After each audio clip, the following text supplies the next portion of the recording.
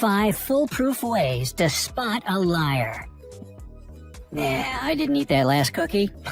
Must have been somebody else. What could be more intriguing than a true detective story in your real life?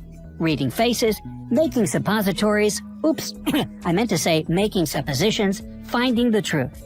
Ah, this is an awesome game, unless it involves something serious, of course. However, what if some detective hints can be helpful to find out who the people around you are? No, it's not about lies being everywhere, but about the ability to find it out, feeling like you have a superpower.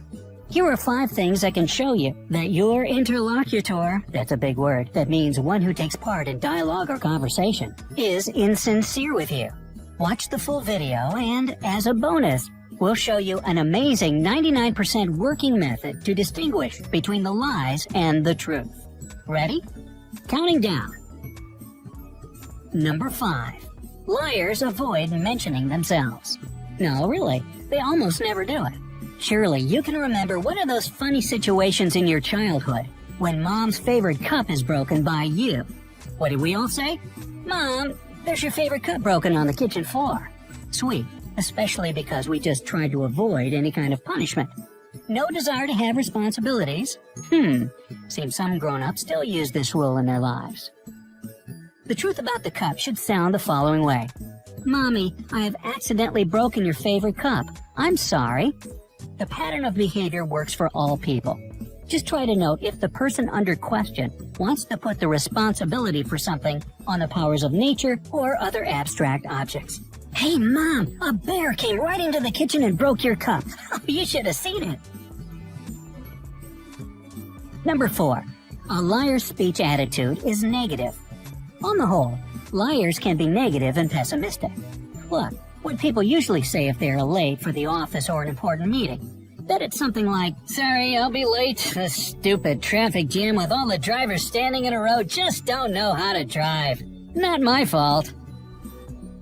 Do you know why they swear so much and blame everyone but themselves? It's pure psychology. Showing negative attitudes means feeling subconsciously guilty for their lives. Who could ever tell? Number 3. A liar's explanations are as simple as possible. Our brain is ready to be helpful all the time. It also works for people who are going to cheat somebody. The thing is that liars typically explain everything in simple terms because their brain refuses to think of a complicated lie. Judgments or evaluations are complicated things that are difficult to calculate. A good example is an exam failure.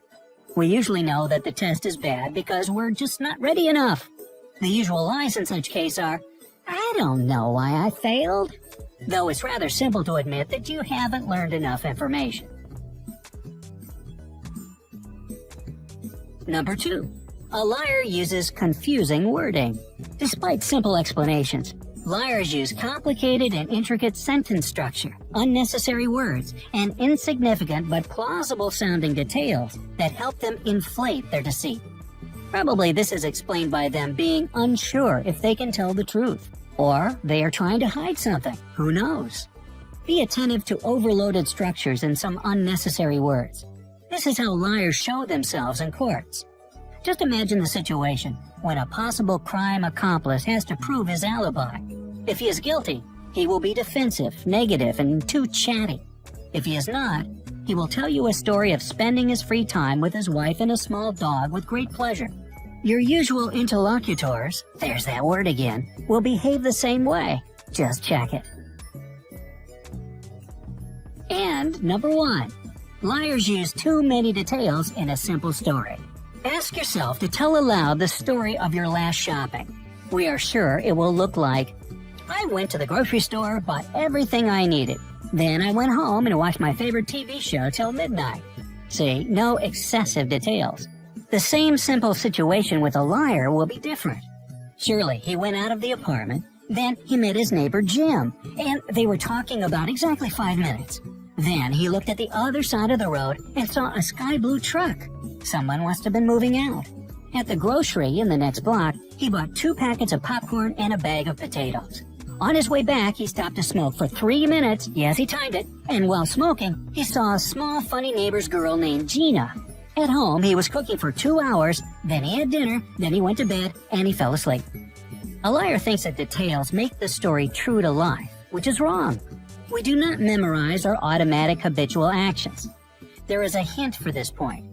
If you're not sure about the person, ask him or her to tell the whole story from the very beginning. If you're talking to a liar, he will be trapped in all of his imaginary excessive details. Just try it and share the experience in the comment section below. It will be very interesting. And finally, here's the bonus hint we promised. It's as simple as that. People's eyes never lie. Imagine that all the hints mentioned above show that the person is sincere, but you're still not sure. This can happen. Then you have nothing left except watching the person's eye reaction. Scientifically speaking, when we know we're telling lies, we can't help but feel nervous. That leads to faster heart beating and pupil dilation. All you need is to ask the question you want answered and watch the interlocutor, there's that word again, strictly in the eyes when he answers. You'll see everything you want. By the way, not only the pupils can give away the lies, but the inability to watch back. See my pupils here? Yeah, I'm not lying. Anyway, we hope that this information will be helpful for you, and you will never let anyone trick you.